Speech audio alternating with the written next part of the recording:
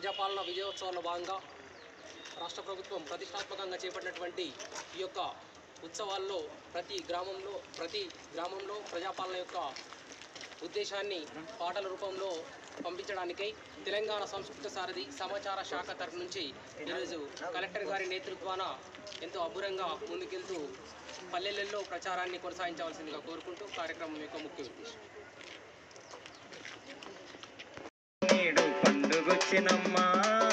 ప్రజాపాలన పల్లె పల్లెన వెలుగు తెచ్చినమ్మా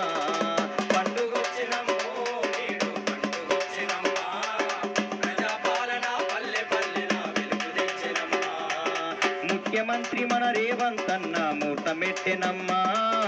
6 గ్యారంటీలు అమలుకు అడుగులేసెనమ్మా